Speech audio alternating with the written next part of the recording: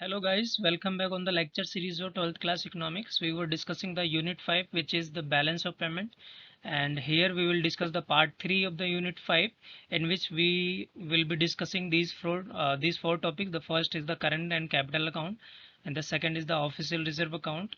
The current and capital accounts of the balance of payment we have already discussed in brief, and here we will cover in details manner. Okay, so the third topic is the balance of trade, BOT, and the fourth is the types of balance of payment, or in short form we call it BOP.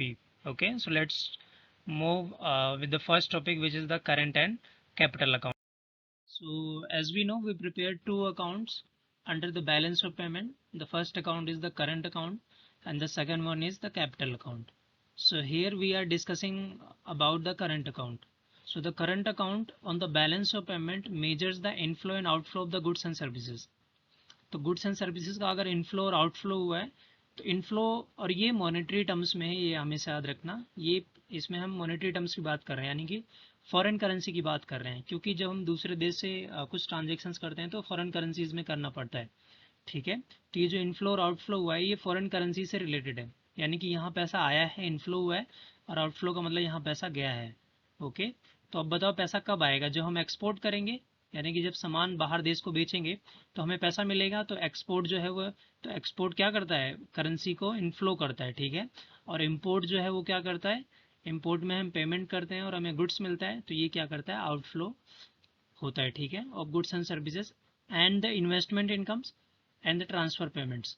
तो current account में हम goods के inflow और outflow को record करते हैं इन monetary terms में, and investment incomes and transfer payments को रिकॉर्ड करते हैं। Okay, so the current account में चार आइटम्स होते हैं। ठीक है, पहला है विजुअल आइटम। पहला पार्ट जो है करंट अकाउंट का वो है विजुअल आइटम्स, जिसमें सिर्फ विजुअल आइटम्स को रिकॉर्ड किया जाता है, उनके आउटफ्लो और इनफ्लो को रिकॉर्ड किया जाता है। ठीक है, अभी विजुअल आइटम्स क्या होते हैं? जिसे देखा और छुआ जा सकता है। तो विजुअल आइटम्स में कौन से गुड्स आते हैं? इसमें सिर्फ गुड्स आते हैं। ठीक है, कौन सी चीज आती है? सिर्फ गुड्स आती है, ओनली गुड्स। अब ये ओनली गुड्स में हम क्या करते हैं? जितने भी गुड्स का एक्सपोर्ट किया गया या इंपोर्ट किया गया है, उन सभी को क्या करते हैं? विजुअल आइटम्स में रिकॉर्ड करते हैं।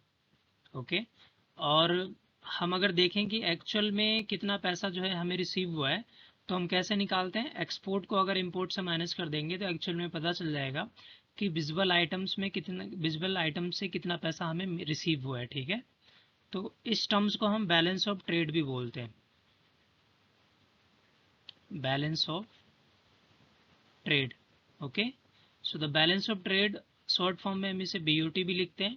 तो बैलेंस ऑफ ट्रेड कैसे फाइंड आउट किया जाता है? एक्सपोर्ट माइनस इंपोर्ट, यानी कि विजुअल आइटम्स में हम सिर्फ गुड्स के एक्सपोर्ट और इंपोर्ट की बात करते हैं, और अगर देखेंगे कि विजुअल आइटम्स का बैलेंस कितना होगा, यानी कि एक्चुअल में कितना पैसा हमें रिसीव हुआ है पेमेंट करने के बाद, तो कितना हुआ है, क्योंकि एक्स में पैसा आया है और इम्पोर्ट में गया है, तो एक्स माइनस एम करेंगे तो इसमें ये पता चलेगा कि नेट हमें कितना मिला है एक्चुअल में। ठीक है, सो इसी टर्म्स को हम क्या बोलते हैं? बैलेंस ऑफ ट्रेड बोलते हैं, या हम इसको ट्रेड बैलेंस भी बोलते हैं। ठीक है, ट्रेड बैलेंस।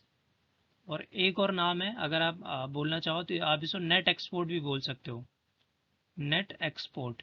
ठीक है, सो द विजुअल आइटम्स में हम गुड्स के एक्सपोर्ट और इंपोर्ट को कंसिडर करते हैं, और फिर इसे बैलेंस ऑफ ट्रेड भी कहा जाता है। और ये कैसे फाइंड आउट होता है? एक्सपोर्ट माइनस इंपोर्ट, जिसे ट्रेड बैलेंस और नेट एक्सपोर्ट भी कहते हैं। ठीक है, अब दूसरे पार्ट की तरफ बढ़ते हैं। तो पहला पार्ट हमने डिस्कस कर लिया, विजुअल आइटम्स। ठीक है,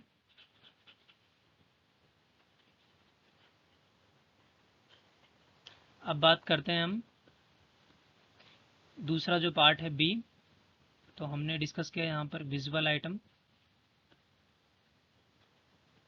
विजुअल आइटम्स। ठीक है, अब जो दूसरा पार्ट है वो है इनविजुअल आइटम, इनविजुअल आइटम्स। इनविजुअल आइटम्स में हम एक्सपोर्ट और इंपोर्ट ओनली सर्विसेज को कंसिडर करते हैं। ठीक है, ओनली सर्विसेज, यानी कि जो सर्विस का एक्सपोर्ट और इंपोर्ट होगा उसको हम किस में इंक्लूड करते हैं? उसको हम इनविजुअल आइटम्स में इंक्लूड करते हैं। ठीक है, क्योंकि इनविजुअल का मतलब क्या हुआ? जिसे देखा और छुआ नहीं जा सकता, तो वो क्या होंगी? वो सिर्फ सर्विसेज ही होंगी। ठीक है, जैसे बैंकिंग की सर्विसेज हो गई, आईटी सेक्टर की सर्विसेज होंगी, हेल्थ हो गया, इंश्योरेंस सर्विसेज हो गया, ठीक है। तो ये सारी सर्विसेज जो हैं वो किस में आती हैं, आईटी सर्विसेज हो गई। तो ये किस में आती है, ये इनविजिबल आइटम्स में आती हैं। तो इनको भी ये सर्विसेज भी खरीदी और बेची जाती हैं, एक्सपोर्ट और इंपोर्ट की जाती हैं।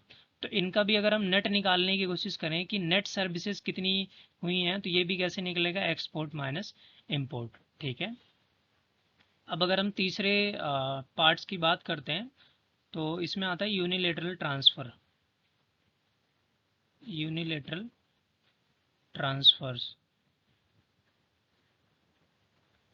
तो इसमें हम कौन से इनफ्लो और आउटफ्लो को रिकॉर्ड करते हैं, यूनिलेटरल ट्रांसफर्स, यानी कि जो वन साइडेड पेमेंट होती है, वन साइडेड जो पेमेंट होती है या फिर जो ट्रांजेक्शन्स की जाती है वन साइडेड, जैसे किसी कंट्री ने कुछ डोनेशंस दी हमारी कंट्री को, या हमारी कंट्री ने किसी और कंट्रीज को डोनेशंस दी, गिफ्ट्स दिया, ठीक है, ग्रांट्स दिए, या फिर हमारी कंट्री से कई लेबर जो हैं दूसरे कंट्रीज़ में काम करते हैं और उन्होंने अपनी फैमिली को पैसा भेजा है, तो ये क्या हुआ, इसको हम रेमिटेंसेस बोलते हैं। तो ये रेमिट किया है अगर पैसा, रेमिटेंसेस, तो रेमिटेंसेस भी किसका पार्ट माना जाएगा, यूनिलेटरल ट्रांसफ़र का पार्ट माना जाएगा, ठीक है। और ये तीनों जो पार्ट हैं किसके अंदर आते हैं, करंट अकाउंट के अंदर आते हैं। और जो लास्ट पार्ट है, फोर्थ पार्ट है, वो है फैक्टर इनकम, फैक्टर इनकम।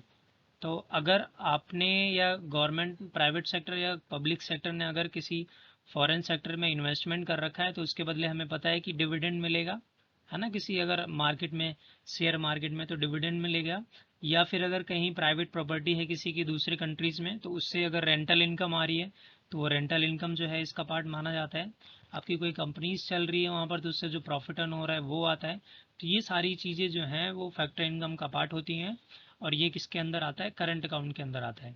तो मेनली करंट अकाउंट में ये चार पार्ट्स होते हैं, विजुअल आइटम्स जिसमें हम गुड्स के एक्सपोर्ट और इंपोर्ट को कंसिडर करते हैं, जिसे हम बैलेंस ऑफ ट्रेड भी कहते हैं, ओके।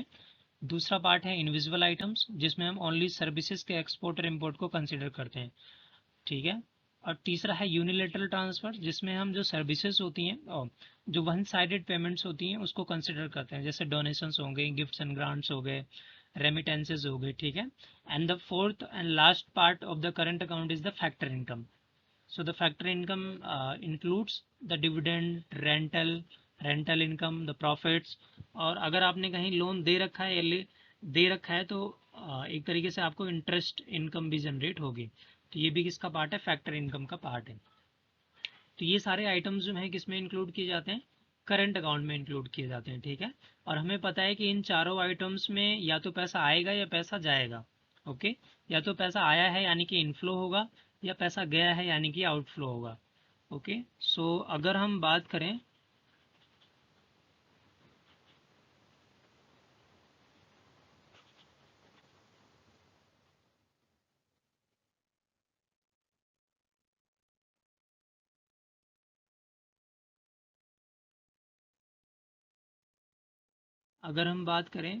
कि विजुअल आइटम्स में नेट अमाउंट कितना है, यानी कि एक्चुअल में पैसा कितना मिला है, तो एक्सपोर्ट माइनस इंपोर्ट होगा।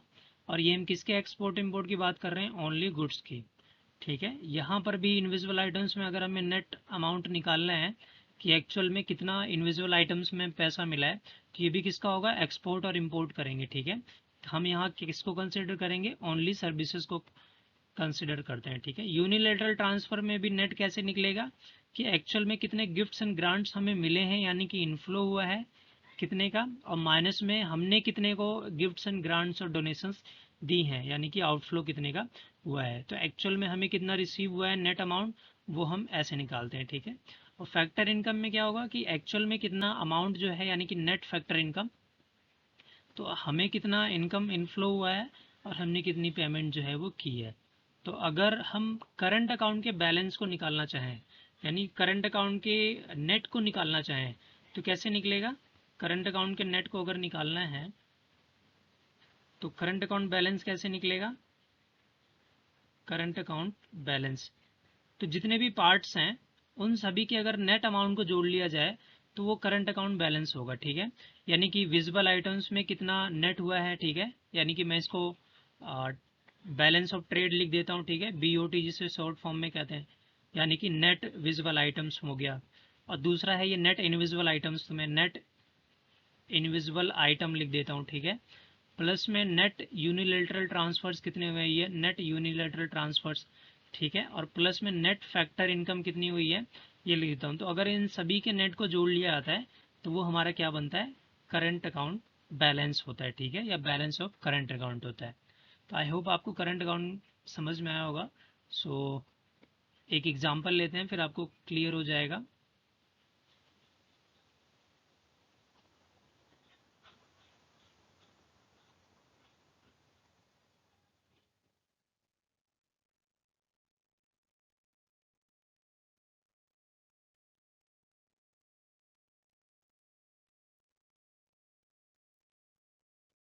तो लेट सपोज करते हैं कि हमने गुड्स का जो एक्सपोर्ट और इंपोर्ट किया है, मैं गुड्स की बात कर रहा हूँ, तो अगर हम एक्सपोर्ट कर रहे हैं, लेट सपोज करते हैं एक्सपोर्ट जो किया है हमने वो 100 का किया है, और इंपोर्ट जो किया है वो हमने 110 का किया है, ठीक है। तो यहाँ पर गुड्स की बात कर रहे हैं, तो इसका मतलब विजुअल आइटम्स की बात कर रहे हैं। तो विजुअल आइटम्स में नेट कितना हुआ है, विजुअल आइटम्स में नेट जो अमाउंट हुआ है, यानी कि बैलेंस ऑफ ट्रेड कितना हुआ है, -10 हुआ है, ठीक है। और ये -10 कैसे आया, 100 माइनस में 110 है ना, एक्सपोर्ट माइनस में इंपोर्ट, तो कि इसका नेट कितना है विजुअल आइटम्स का, -10। ओके।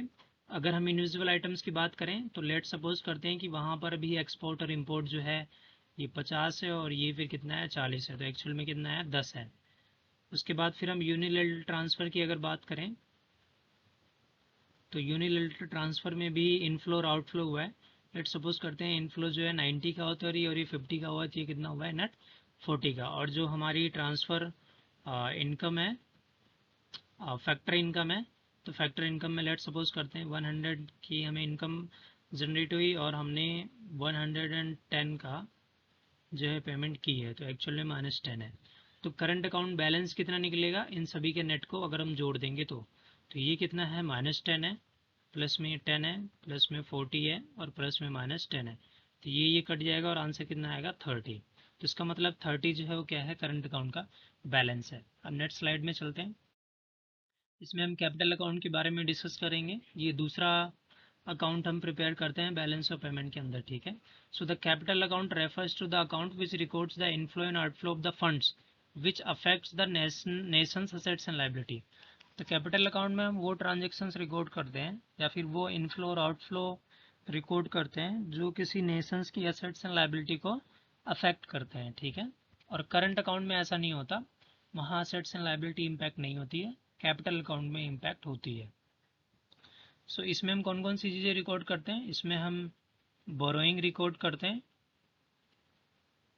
बोरोइंग, बोरोइंग का मतलब होता है उधार लेना, ठीक है। तो अगर हमारी कंट्रीज़ किसी फॉरेन कंट्रीज से बोरो करती है, तो इससे क्या होता है, इससे इससे उस देश की लाइबिलिटी जो है वो इंक्रीज़ होती है, लाइबिलिटी इंक्रीज़ होती है। और बोरोइंग से क्या होता है, बोरोइंग से जो है पैसा आता है, तो ये बोरोइंग जो है वो किसका पार्ट है, इनफ्लो का पार्ट है, ठीक है। दूसरा है लैंडिंग। अगर हमारी कंट्रीज़ किसी दूसरी कंट्रीज़ को लोन दे रही है, ठीक है, तो इससे क्या होता है, डेटर बढ़ते हैं और असेट्स इंक्रीज़ होता है, तो असेट्स इंक्रीज़ होगा। अब देखो लैंडिंग, अगर पैसा उधार दिया जा रहा है किसी दूसरी कंट्री को, तो इसका मतलब पैसा जो है वो हमारे यहाँ से फ़्लो हो रहा है बाहर, आउटफ्लो हो रहा है, ठीक है। तो ये लैंडिंग जो है वो क्या सोर्स होता है, इसका आउटफ्लो होता है, ठीक है, यानी कि ये आउटफ्लो का रीज़न होता है। सी जो है वो होता है इन्वेस्टमेंट। इन्वेस्टमेंट दो टाइप्स की होती हैं, एक होती है एफडीआई और एक होती है एफएफआई, ठीक है। तो अगर किसी बाहर फॉरेन कंट्रीज़ या फॉरेन इन्वेस्टर्स ने हमारे यहाँ पर इन्वेस्टमेंट किया है, तो ये इनफ्लो का पार्ट होता है, ठीक है। रियल इस्टेट में 100% ओनरशिप ट्रांसफ़र हो जाती है एफडीआई में, ठीक है। और फॉरेन, इसको बोलते हैं हम फॉरेन इन्वेस्टर, इंस्टीट्यूशन इन्वेस्टर्स, ठीक है। तो इसमें क्या होता है कि इसमें दूसरे कंट्रीज़ के, यानी कि फॉरेन जो इन्वेस्टर्स होते हैं, वो हमारी कंट्रीज़ में जो स्टॉक मार्केट्स हैं, यानी कि शेयर्स, डिवेंचर्स, सिक्योरिटीज़ पे इन्वेस्टमेंट करते हैं, ठीक है। तो ये भी किसका पार्ट है, ये इनफ्लो का ही पार्ट है। और अगर हम इन्वेस्टमेंट कर रहे हैं बाहर कंट्रीज़ में, तो आउटफ्लो का पार्ट है, ठीक है। और जो लास्ट पार्ट है वो है फॉरेन रिजर्व्स कि जब भी बैलेंस ऑफ पेमेंट जो है वो डेफिसिट सरप्लस में होता है, घाटे में होता है, या जब भी जितना पैसा आया, जब भी इनफ्लो और आउटफ्लो में टोटल मिलाकर कुछ चीज़ें जो है वो कम या ज़्यादा हो जाती हैं, तो पैसा हम फॉरेन रिजर्व्स में शिफ्ट कर देते हैं या फॉरेन रिजर्व से हम विड्रॉ करते हैं। तो यहाँ पर भी गवर्नमेंट की, अगर फॉरेन रिजर्व्स में पैसा जा रहा है तो वो गवर्नमेंट की असेट्स बढ़ती हैं, और फॉरेन रिजर्व से अगर पैसा निकल रहा है तो वो असेट्स कम होंगी। ठीक है, सो ये चार पार्ट जो है वो कैपिटल अकाउंट, इसको हम फाइनेंशियल अकाउंट भी कहते हैं। आप अगर देखोगे तो कई बुक्स में जो है वो फाइनेंशियल अकाउंट्स से भी इसे पार्टिसिपेट, मतलब एक तरीके से कैटेगराइज कर रखा है फाइनेंशियल अकाउंट। ठीक है, तो मेनली हमने चार पार्ट्स पढ़े। पहला है बोरोइंग, लेंडिंग, इन्वेस्टमेंट जिसमें एफडीआई और एफएफआई है, और फॉरेन रिजर्व्स हैं। ठीक है, तो ये कैपिटल अकाउंट है। इनमें अगर कोई चेंजेस हो रहे हैं तो ये किसको इम्पैक्ट करता है, ये गवर्नमेंट की एसेट्स एंड लायबिलिटी को इम्पैक्ट करता है। अब कैपिटल अकाउंट का बैलेंस कैसे निकलेगा, बैलेंस ऑफ कैपिटल अकाउंट, तो जितना इनफ्लो हुआ है, यानी कि इन सभी से जो भी इनफ्लो का पार्ट है, जैसे इनफ्लो का पार्ट कितना है, बोरो किया है हमने, इन्वेस्टमेंट हुई है, ठीक है, ये सारी चीज़ें, तो इनफ्लो जितना हुआ है, तो इनफ्लो में से आउटफ्लो घटा देंगे तो कितना अमाउंट आएगा हमारा, वो बैलेंस ऑफ कैपिटल अकाउंट होगा। अब अगर हम बात करें तो हमें पता है कि इन दोनों अकाउंट को जोड़कर बैलेंस ऑफ पेमेंट अकाउंट बनता है। ठीक है, तो बैलेंस ऑफ पेमेंट का अकाउंट कैसे फाइंड आउट किया जाएगा, इन दोनों अकाउंटों के जो बैलेंस है उन दोनों को अगर जोड़ लिया जाए तो आइए देखते हैं।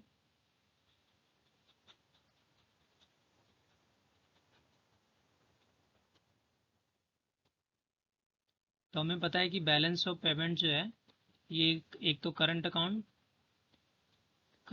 का जो बैलेंस है इसको जोड़ा जाता है, और फिर कैपिटल अकाउंट का जो बैलेंस है इसको जोड़ा जाता है। ठीक है, तो अभी हमने निकाला कि करंट अकाउंट का बैलेंस कैसे निकलता है, तो वो वाला अमाउंट यहाँ होगा, और प्लस में कैपिटल अकाउंट के, यानी कि जितनी भी इनफ्लो और माइनस आउटफ्लो हैं उनको अगर मिला देंगे तो जो ऐड करेंगे तो जो वैल्यू आएगी वो क्या होगी, वो बैलेंस ऑफ पेमेंट होगी। ठीक है, यानी कि एक्चुअल में बैलेंस ऑफ पेमेंट का कितना अमाउंट है ये फाइंड आउट होता है।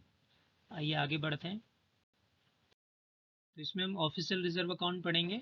सो अगर मैं लेमन लैंग्वेज में बताऊं कि ऑफिशियल रिजर्व अकाउंट क्या होता है, तो हमें पता है जैसे कि बैलेंस ऑफ पेमेंट कैसे फाइंड आउट किया जाता है कि कैपिटल की करंट अकाउंट का कितना बैलेंस था, करंट अकाउंट बैलेंस, और प्लस में कैपिटल अकाउंट का कितना बैलेंस था, कैपिटल अकाउंट का कितना बैलेंस था, इन दोनों को जोड़ लिया जाएगा तो बैलेंस ऑफ पेमेंट होगा। ठीक है, या फिर आप ऐसे भी फाइंड आउट कर सकते हो कि कैपिटल अकाउंट में देखो जितना इनफ्लो होगा,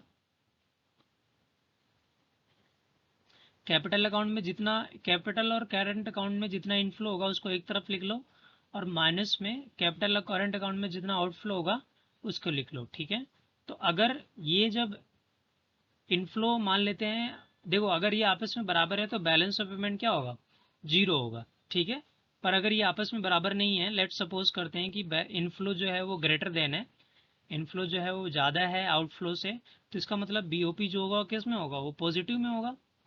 तो ये जो बढ़ा हुआ पैसा है ये ऑफिशियल रिजर्व अकाउंट में शिफ्ट कर दिया जाता है, ट्रांसफर कर दिया जाता है। ठीक है, यानी कि हमारे पास फॉरेन रिजर्व्स ज़्यादा आ गई हैं, जितना हमने खर्च किया और जितनी हमें इनकम जनरेट हुई, तो हमारी इनकम ज़्यादा है जितना हमने खर्च किया, तो जो एक तरीके से बढ़ा हुआ जो रिजर्व्स होता है उसे ऑफिशियल रिजर्व अकाउंट में शिफ्ट कर दिया जाता है, और इसे सेंट्रल बैंक मेंटेन करती है। ठीक है, अपने कस्टडी में इसे रखती है। पर लेट सपोज करते हैं कि अगर इनफ्लो जो है वो लेस देन है आउटफ्लो से, तो इसका मतलब हमने ज़्यादा पेमेंट कर दी और हमें इनकम जनरेट नहीं हुई, तो जो हमने ज़्यादा अमाउंट कर दिया तो बीओपी जो होगा वो किस में चला जाएगा, वो नेगेटिव में चला जाएगा। और बीओपी नेगेटिव का मतलब होता है कि एक तरीके से हमने पेमेंट ज़्यादा की, तो इसको बैलेंस करने के लिए, या एक तरीके से बोल सकते हो कि मेरी इनकम 10 रुपये हुई पर मैंने खर्च 20 रुपये किया, तो ये 10 रुपये एक्स्ट्रा कहाँ से आया आपके पास। तो ऐसे केसेस में जब बीओपी घाटे में जाता है तो जो एक्सिस पैसा हमने खर्च किया है वो कहाँ से निकाला जाता है, वो ऑफिशियल रिजर्व अकाउंट से निकाला जाता है, जो कि आरबीआई से मेंटेन करती है। ठीक है, तो आइए देखते हैं। यानी कि देखो हमेशा जो है वो बैलेंस ऑफ पेमेंट क्या होता है, जीरो होता है, यानी कि इनफ्लो और आउटफ्लो जो होगा वो हमेशा क्या होता है, एक तरीके से बराबर होता है। वो किस लिए होता है? वो ऑफिशियल रिजर्व अकाउंट के वजह से होता है, क्योंकि अगर इनफ्लो और आउटफ्लो बराबर नहीं होंगे तो अगर इन दोनों में कोई भी चेंजेस होंगे तो अगर नेगेटिव में बीओपी आ रहा है तो ऑफिशियल रिजर्व अकाउंट से पैसा निकाला जाएगा और फिर इसे वो जो एक्सेस अमाउंट है उसे पे किया जाएगा। और अगर ज़्यादा इनफ्लो हो गया है आउटफ्लो से तो जो एक्सेस अमाउंट है उसे ऑफिशियल रिजर्व अकाउंट में डिपॉजिट कर दिया जाएगा। ठीक है, सो लेट्स सपोज करते हैं, मतलब स्टार्ट करते हैं। The transaction that monetary authority और central banks of nation perform to manage the official foreign exchange reserve are the official reserve transactions. तो जो फॉरेन एक्सचेंज रिजर्व्स को जो मेंटेन करते हैं बीओपी को मेंटेन करने के लिए, यानी कि बीओपी के अकाउंट को ठीक करने के लिए सेंट्रल बैंक क्या करती है? सेंट्रल बैंक एक अकाउंट मेंटेन करती है जिसे हम ऑफिशियल रिजर्व अकाउंट बोलते हैं। ठीक है, and these transactions mainly include the sale and purchase of the currency in exchange market which result in rise and drop of the official reserves. Okay, so इसका क्या काम होता है? इसमें हम जो भी फॉरेन रिजर्व्स आरबीआई या सेंट्रल बैंक के पास होते हैं उनको बेचती और खरीदती है, जिससे एक्सचेंज रेट जो है वो इम्पैक्ट होता है। तो अभी एक्सचेंज रेट को आप कंसिडर मत कीजिए क्योंकि मैंने अभी पढ़ाया नहीं है। तो आप ये समझ लीजिए कि अगर बीओपी जो है वो नेगेटिव में चल रहा है तो यहाँ पैसे की कमी है, यानी कि पैसे मैंने ज़्यादा खर्च कर दिए हैं तो ये पैसा यहाँ से निकाला जाता है। ठीक है, यानी कि एक तरीके से सेल किया जाता है।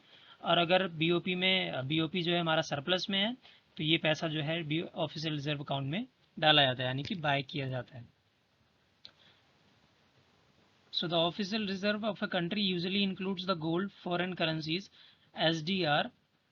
Monetary authority usually sell foreign currency when there is a deficit, यानी कि जो बीओपी हमारा घाटे में होता है, बीओपी अगर नेगेटिव में है, नेगेटिव कब होता है?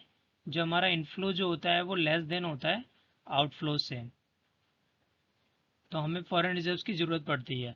और ये फॉरेन रिजर्व्स ज़रूरत जब पड़ेगी तो हम ऑफिशियल रिजर्व अकाउंट से पैसा निकालते हैं। तो इसका मतलब इसे हम बोलते हैं कि सेल करना फॉरेन करेंसीज को। ठीक है, और buy the foreign currency when there is a surplus, और जब सरप्लस होता है तो जो सरप्लस का अमाउंट है ऑफिशियल रिजर्व अकाउंट में डिपॉजिट कर दिया जाता है, या ऐसे बोल सकते हैं कि उसे परचेज कर लिया जाता है। ठीक है, so the official reserve transactions come in the financial account of the balance of payment when the monetary authorities perform the ORT। ORT का मतलब क्या हुआ? ORT का मतलब हुआ official reserve transactions to buy the home currencies and it is credited them in the balance of payments and if the ORT involve selling the currency it is debit item. ठीक है, तो इसको देख लेते हैं। इसका मतलब क्या हुआ कि यहाँ पर ये कह रहा है कि हमने देखा था कि कैपिटल अकाउंट को हम फाइनेंशियल अकाउंट भी कहते हैं, और फाइनेंशियल अकाउंट में हमने जो लास्ट पार्ट देखा था वो हमारा ऑफिशियल रिजर्व अकाउंट ही था। ओके, तो ऑफिशियल रिजर्व अकाउंट में क्या होता है कि जब भी बीओपी घाटे में जाती है या जब भी बीओपी फायदे में जाती है तो जो बचा हुआ या कम अमाउंट है वो ऑफिशियल रिजर्व अकाउंट से निकाला जाता है, एडजस्ट कर दिया जाता है। ठीक है, एक एग्जांपल से लेते हैं, मान लेते हैं कि आपने गुल्लक में पैसा रख रखा है। ठीक है, तो जब भी आपके खर्चे, मान लेते हैं आपकी इनकम 100 रुपये हुई, 100 रुपये हुई और आपने 120 रुपये का सामान खरीद लिया, तो इसका मतलब ये 20 रुपये कहाँ से निकाला होगा? आपने गुल्लक से ही निकाला होगा। पर मान लेते हैं आपकी इन 100 रुपये और आपने खर्चे 90 रुपये किए हैं, तो ये जो 10 रुपये आपके पास एक्सेस बच गया वो आप क्या करोगे? उस गुल्लक में डाल दोगे। एग्जैक्टली ऑफिशियल रिजर्व अकाउंट का भी काम यही होता है।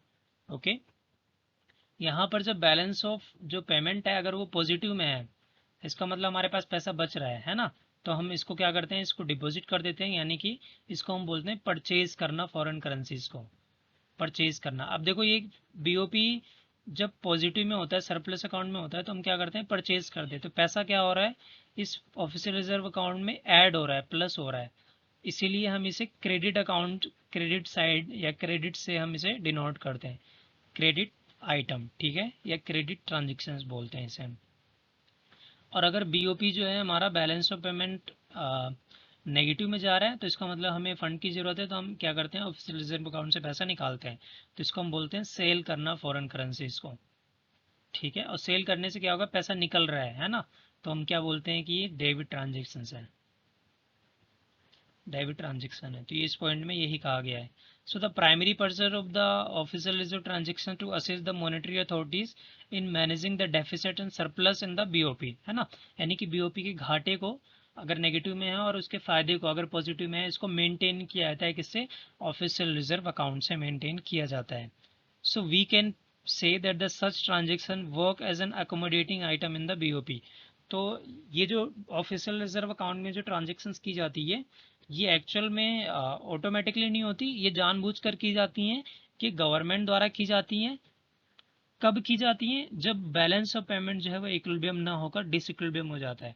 जब बैलेंस ऑफ पेमेंट जो है वो इक्विलिब्रियम की सिचुएशन में नहीं होता है, जब बैलेंस ऑफ पेमेंट जो है या तो घाटे में चल रहा होता है या फायदे में चल रहा होता है।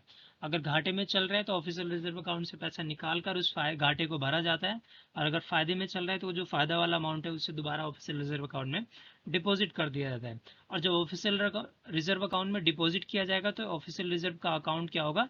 प्लस हो जाएगा। तो इसे हम क्रेडिट आइटम बोलते हैं या क्रेडिट ट्रांजेक्शन्स बोलते हैं। और अगर ऑफिशियल रिजर्व अकाउंट से पैसा निकाला जा रहा है तो पैसा जो होगा कम होगा, माइनस हो जाएगा, तो इसलिए हम इसे डेबिट ट्रांजेक्शन्स बोलते हैं। ओके, आई होप आपको ऑफिशियल रिजर्व अकाउंट समझ में आया होगा। और इसे मेंटेन कौन करता है? इसे सेंट्रल बैंक मेंटेन करती है। नेक्स्ट स्लाइड पे चलते हैं, बैलेंस ऑफ ट्रेड। हमने देखा था कि करंट अकाउंट में जो 4 पाथ होते हैं, विजुअल आइटम्स, इनविजुअल आइटम्स, फिर यूनिलेटरल ट्रांसफर्स, जो वन साइड ट्रांसफर्स होती हैं, और लास्ट जो पार्ट था वो फैक्टर इनकम थी। तो जो फर्स्ट विजुअल आइटम्स था उसमें मैंने बताया था कि इसमें हम एक्सपोर्ट और इम्पोर्ट की बात करते हैं, ओनली गुड्स की, है ना। और जब हम इसका नेट अमाउंट निकालते हैं तो कैसे निकालते हैं? एक्सपोर्ट माइनस इम्पोर्ट, यानी कि export of goods and import of goods. Okay, और इसको हम क्या बोलते हैं? इसको आप नेट एक्सपोर्ट बोल दो, बैलेंस ऑफ ट्रेड बोल दो, या ट्रेड बैलेंस बोल दो। तो हम देखते हैं कि ये बैलेंस ऑफ ट्रेड क्या होता है, इसी को हम डिटेल में डिस्कस करते हैं। ठीक है, विजुअल आइटम्स को।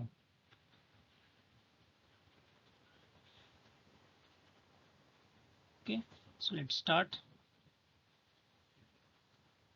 So the balance of trade is also known as the net export, trade balance and the international trade balance, ठीक है। And in this import and export of services are not included। तो मैंने बताया था कि इसमें services include नहीं की जाती, इसमें सिर्फ गुड्स के एक्सपोर्ट और इम्पोर्ट को इंक्लूड किया जाता है। Balance of trade, balance of trade में किस में आता है? ये विजिबल आइटम्स में आता है, ठीक है, जो कि करंट अकाउंट का ही पार्ट है।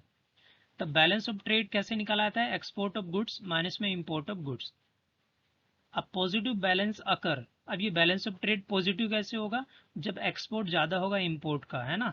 And is refer to as a trade surplus. जब एक्सपोर्ट मेरा ग्रेटर देन होगा इंपोर्ट से तो इसका मतलब पैसा आज ज़्यादा आया है हमारे पास, और हमने पेमेंट जो है वो कम की है, आउटफ्लो कम हुआ है और पैसा ज़्यादा आया है, तो ये क्या होगा? ये सरप्लस होगा। तो बैलेंस ऑफ ट्रेड जो होगा क्या होगा? सरप्लस होगा, तो इसे ट्रेड सरप्लस भी कहते हैं। नेगेटिव ट्रेड बैलेंस कब होगा? जब नेगेटिव ट्रेड बैलेंस तब होगा when the export is less than the import and it is referred to as a trade deficit. तो हम इसे क्या बोलते हैं? ट्रेड डेफिसिट बोलते हैं, यानी कि जो बैलेंस ऑफ ट्रेड है वो घाटे में है। इट इज कंसिडर्ड, देखते हैं, it is considered as the largest component of the country's BOP. अब देखो, जो गुड्स का जो एक्सपोर्ट और इम्पोर्ट किया जाता है वो सभी जो ट्रांजेक्शन्स की जाती है इनफ्लो की, उनका ज़्यादा पार्ट होता है ना। And also this helps in determining the relative strength of the countries economy. क्योंकि हम यहाँ गुड्स की बात कर रहे हैं तो इससे पता चलता है कि इकोनॉमी की जीडीपी जो है वो कैसे है। अगर मेरा बैलेंस ऑफ ट्रेड बढ़ रहा है तो इसका मतलब एक्सपोर्ट ज़्यादा कर रहे हैं, एक्सपोर्ट का मतलब हम चीज़ें ज़्यादा बना रहे हैं इसीलिए हम बाहर बेच रहे हैं। ओके, सो कहीं ना कहीं ये इंडिकेट करता है इकोनॉमी के ग्रोथ को। To the misconception of the many, a positive or negative trade balance does not necessarily indicate the healthy or weak economy. Whether a positive or negative BOT is beneficial for the economy depends on the country involved, trade policy decisions, and the duration of the positive, negative BOT and the size of the trade balance among the other things. Okay, so इसमें एक ये कहा जा रहा है कि हमें पता है कि करंट अकाउंट और फिर ये होता है कैपिटल अकाउंट, ठीक है, ये कैपिटल अकाउंट है और ये करंट। तो करंट अकाउंट में 4 पार्ट्स होते हैं जिसमें से एक पार्ट जो है ये बैलेंस ऑफ ट्रेड है। ओके, फिर कैपिटल अकाउंट में बोरोइंग होता है, लेंडिंग होता है, इन्वेस्टमेंट होता है, फिर ये रिजर्व अकाउंट आता है, ये सारी चीज़ें होती हैं। फिर इनका भी बैलेंस निकालते हैं, इनका भी बैलेंस निकालते हैं, दोनों को ऐड करते हैं, तब हमारा बैलेंस ऑफ पेमेंट आता है। ओके, सो अगर बीओटी में घाटा हो रहा है या बीओटी में फ़ायदा हो रहा है तो ज़्यादा इम्पैक्ट तो नहीं पड़ेगा ना बीओपी पे, क्योंकि ये तो एक छोटा सा ही अमाउंट है पूरे बीओपी का, है ना। एक बीओपी का ये एक छोटा सा पार्ट है जो कि करंट अकाउंट का एक हिस्सा है ना। तो इसीलिए ये ज़्यादा इम्पैक्ट नहीं करता है। अगर बीओटी सरप्लस में चल रही है या डेफिसिट में चल रही है तो ये इंडिकेट नहीं करता है कि इकोनॉमी हेल्दी में चल रही है या वीक है ना, रिस्पेक्टफुली। तो आइए आगे बढ़ते हैं। सो हम इसमें पढ़ेंगे types of balance of account. तो बैलेंस ऑफ पेमेंट में हमने देखा, बैलेंस ऑफ पेमेंट में कि हम करंट अकाउंट में जितना इनफ्लो और आउटफ्लो हुआ है उसका जो नेट अमाउंट है, यानी कि बैलेंस ऑफ करंट अकाउंट जो है हम फाइंड आउट करते हैं balance of current account minus में बैलेंस ऑफ प्लस में बैलेंस ऑफ कैपिटल अकाउंट, है ना। कि अब ये करंट अकाउंट में बैलेंस कैसे निकलेगा, करंट अकाउंट में जितना इनफ्लो हुआ है उसमें से अगर हम आउटफ्लो घटा देंगे तो ऐसे निकलेगा। फिर प्लस में कैपिटल अकाउंट में जितना हमारा इनफ्लो हुआ है अगर इसमें से आउटफ्लो घटा देंगे तो ऐसे निकलेगा। तो बीओपी जो है वो क्या शो करता है, तो अगर हम मेनली बात करें तो बीओपी क्या बताता है, बीओपी ये बताता है कि इनफ्लो कितना हुआ है और आउटफ्लो कितना हुआ है ना। तो ये जो नेट बैलेंस ऑफ पेमेंट होगा वो क्या बताता है कि करंट अकाउंट और कैपिटल अकाउंट में इनफ्लो कितना आया है माइनस में करंट अकाउंट और कैपिटल अकाउंट में आउटफ्लो कितना हुआ, और इनके डिफरेंस को क्या बोलते हैं, बैलेंस ऑफ पेमेंट बोलते हैं। देखो ये ऑल इनफ्लो है, ये दोनों अकाउंट का इनफ्लो है, ये दोनों अकाउंट का आउटफ्लो है, ठीक है। So the balance of payment, there are three types of the balance of payment. The first is the balanced BOP. Balanced का मतलब होता है कि ये इनफ्लो और आउटफ्लो जो होगा आपस में क्या होगा, बराबर होगा। यानी कि जितना पैसा आया है कुल मिलाकर सभी अकाउंटों से, यानी कि करंट अकाउंट से भी और बैलेंस ऑफ कैपिटल अकाउंट से भी। तो कैपिटल और करंट अकाउंट से जितना पैसा आया है उतना ही पैसा गया है बाहर दोनों अकाउंटों से। तो इसका मतलब हमारा जो बैलेंस ऑफ पेमेंट है वो क्या होगा, वो हमारा बैलेंस्ड होगा, इक्विलिब्रियम में होगा, बराबर होगा, ठीक है। और दूसरा है सरप्लस बीओपी। सरप्लस बीओपी का मतलब क्या हुआ कि बीओपी जो है वो फायदे में है ना। तो बीओपी फायदे में कब होगा, जब इनफ्लो ज़्यादा होगा, इनफ्लो ग्रेटर देन होगा आउटफ्लो से। यानी कि कैपिटल अकाउंट और करंट अकाउंट दोनों मिलाकर जो इनफ्लो हुआ है अगर वो ज़्यादा है दोनों अकाउंट के आउटफ्लो से, तो हम इसको बोलते हैं कि हमारा जो बैलेंस ऑफ पेमेंट है वो सरप्लस में है। Okay, so this helps to generate the capital to funds is domestic production. अब देखो इसका मतलब क्या हुआ कि पैसा हमें ज़्यादा रिसीव हो रहा है और पेमेंट हम कम कर रहे हैं, तो इसका मतलब एक तरीके से सेविंग हो गई इकोनॉमी की, है ना। तो इसका मतलब ये पैसा जो है, ये फंड जो है ये जनरेट हो रहा है, तो इसका मतलब डोमेस्टिक प्रोडक्शंस को हम और बढ़ा सकते हैं, इस पैसे को कहीं और इन्वेस्ट कर सकते हैं। So with the surplus in its BOP the country can also land funds, और दूसरे देशों को लोन भी दे सकते हैं और इससे इंटरेस्ट रेट जो है वो अर्न कर सकते हैं its border, and surplus in BOP can help to boost the short term economic growth of the country, है ना। दोबारा री इन्वेस्ट कर दिया अगर उसी पैसे को तो इकोनॉमी और ज़्यादा ग्रो करती है। And the third type is the DOP deficit BOP. Deficit का मतलब होता है बीओपी घाटे में है। बीओपी घाटे में कब होती है, जब इनफ्लो मेरा कम होता है और आउटफ्लो ज़्यादा होता है। यानी कि जो मेरी रिसिट्स है, यानी कि जो मेरी इनकम है वो कम है मेरे खर्चों से, मेरी पेमेंट से, ठीक है। तो इसका मतलब डेफिसिट बीओपी क्या है, घाटे में है। तो और एक और बात याद रखना कि बैलेंस ऑफ पेमेंट हमेशा क्या होता है, हमेशा बैलेंस्ड होता है। क्यों होता है बैलेंस्ड, मैंने बताया था कि अगर बीओपी सरप्लस में है तो हम, और या फिर डेफिसिट में है तो हम ऑफिशियल रिजर्व अकाउंट का यूज़ करके इनको बैलेंस्ड कर देते हैं। यानी कि इनफ्लो और आउटफ्लो का हमेशा क्या कर देते हैं, बराबर कर देते हैं, ठीक है। लेट सपोज करते हैं अगर बीओपी मेरा सरप्लस में है तो एक हाइपोथेटिकल एग्जांपल लेते हैं। लेट सपोज करते हैं ये 100 है और ये भी 100 है, तो ये बीओपी क्या है, बैलेंस्ड है ना। तो अगर नेट बैलेंस निकालेंगे इनफ्लो और आउटफ्लो को तो बीओपी क्या आएगा, जीरो आएगा। जैसा मैंने बताया कि बीओपी हमेशा जीरो होता है या बैलेंस्ड होता है। पर अगर हम सरप्लस में है तो इसका मतलब ये 100 है, लेट्स सपोज करते हैं ये 50 है, तो इसका मतलब है कि पेमेंट हमने 50 की और हमें रिसिप्ट हुआ 100 का, तो इसका मतलब 50 ज़्यादा है। और ये ज़्यादा अमाउंट कहाँ हम शिफ्ट कर देते हैं, ऑफिशियल रिजर्व अकाउंट में। और कौन से आइटम्स में होता है, यानी ट्रांजेक्शन्स का क्या पड़ता है, तो ये क्रेडिट ट्रांजेक्शन्स होती हैं, है ना, क्योंकि ये प्लस कर रही हैं, ये रिजर्व अकाउंट को बढ़ा रही हैं। और अगर डेफिसिट बीओपी है तो इसका मतलब क्या हुआ कि ये 100 है और फिर ये कितना है, ये 120 है, तो ये ज़्यादा है। तो ये जो 20 रुपीज़ ज़्यादा है ये अकाउंट, इसको बैलेंस करने के लिए क्या चाहिए हमें, इनफ्लो को बढ़ाना पड़ेगा, तो ये कुछ पैसे हमें की और ज़रूरत पड़ेगी, तो ये ऑफिशियल रिजर्व अकाउंट से वो पैसा लिया जाता है। इसीलिए ये हमेशा कहा जाता है कि बैलेंस ऑफ जो ट्रेड, बैलेंस ऑफ पेमेंट है वो हमेशा बराबर होता है या हमेशा जीरो होता है। ओके, ये याद रखना। एक्चुअल में जीरो नहीं होता है, बस इसे जीरो किया जाता है, ठीक है, क्योंकि हम double double book keeping entry system पढ़ रहे हैं जिसमें डेबिट साइड और क्रेडिट साइड क्या होते हैं आपस में बराबर होते हैं, तो इसीलिए ऑफिशियल रिजर्व अकाउंट का यूज़ किया जाता है इन्हें बैलेंस्ड करने के लिए। नेक्स्ट स्लाइड पे चलते हैं। नेक्स्ट स्लाइड इज, ये इंपॉर्टेंट है, causes of the BOP deficit. अब बीओपी डेफिसिट कब हो रहा है? देखो बीओपी डेफिसिट तब होता है, अभी हमने पढ़ा, जब इनफ्लो मेरा कम होता है और आउटफ्लो ज़्यादा होता है। इसका मतलब हम खर्च ज़्यादा कर रहे हैं और हमें इनकम कम मिल रही है। So the BOP deficit can arise due to the several reasons. The first reason is the rapid economic development. Rapid economic development में क्या होगा कि हम गुड्स एंड सर्विसेज को क्या करेंगे, खरीदेंगे बाहर देशों से, मशीनरी खरीद रहे हैं, टेक्नोलॉजी खरीद रहे हैं, ठीक है, एक्सपर्टीज़ खरीद रहे हैं, ठीक है, सर्विसेज के रूप में खरीद रहे हैं, लोन ले रहे हैं, है ना, अपनी इंडस्ट्रीज़ को और ज़्यादा ग्रो करने के लिए, इंफ्रास्ट्रक्चर प्रोजेक्ट्स को बनाने के लिए। तो इससे क्या होगा कि इससे इकोनॉमी में, तो रैपिड इकोनॉमिक डेवलपमेंट में क्या होता है, हम इंपोर्ट ज़्यादा करते हैं, है ना, चीज़ों को खरीदना स्टार्ट कर देते हैं, और जब हम चीज़ों को खरीदते हैं, टेक्नोलॉजी को, मशीनरी को, तो हम क्या करते हैं, पेमेंट करते हैं, और फिर आउटफ्लो जो है क्या हो जाता है, बढ़ जाता है हमारा। So the high outflow of the foreign exchange to meet import demand like the technology, machines, equipment can lead to the BOP deficit. Simple सी बात है, अगर मेरा इम्पोर्ट जो होगा वो ज़्यादा होगा एक्सपोर्ट से, तब ज़्यादातर जो बीओपी होगा वो क्या होता है, डेफिसिट में होता है। इन्फ्लेशन है, so the sustained rise in the country's price can often make a foreign product cheaper, leading to the high volume of the imports। अब अगर इन्फ्लेशन है तो इन्फ्लेशन की वजह से मेरा जो बीओपी हो डेफिसिट में हो सकता है। अब बीओपी डेफिसिट में कैसे होता है, आप हमेशा याद रखना, इनफ्लो लेस देन आउटफ्लो।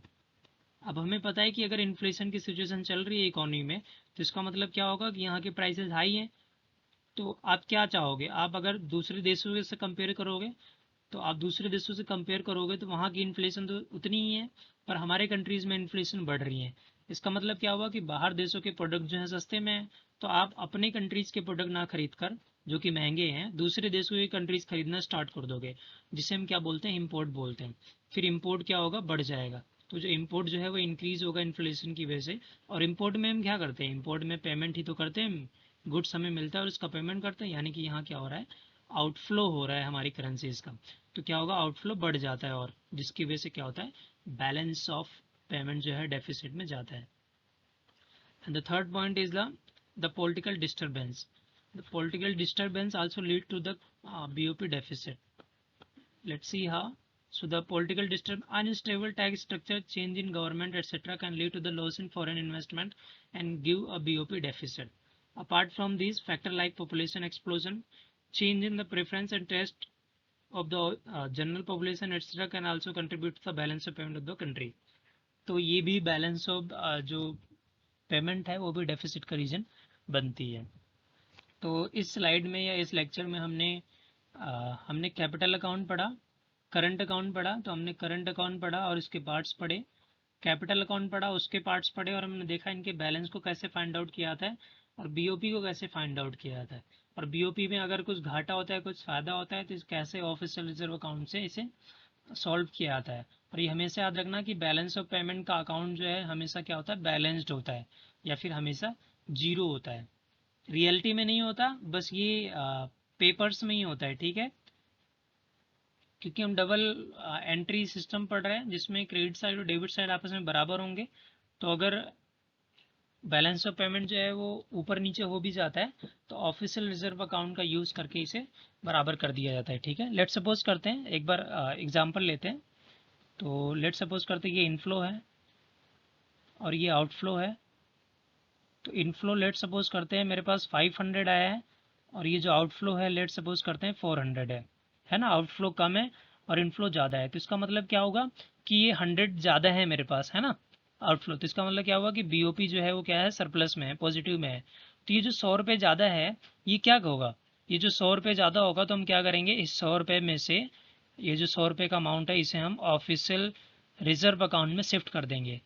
तो क्या होगा, यहाँ तो माइनस होगा और ऑफिशियल रिजर्व अकाउंट में क्या हो जाएगा, प्लस हो जाएगा, है ना, क्रेडिट आइटम हो जाएगा। पर अगर आउटफ्लो है, यहाँ पर आउटफ्लो ज़्यादा है, मान लेते हैं कि ये जो है 900 है और ये 500 है, तो इसका मतलब क्या होगा कि यहाँ 400 की ज़रूरत है। तो मैं यहाँ कर देंगे, इनफ्लो जो है वो 400 से प्लस हो जाएगा, ठीक है।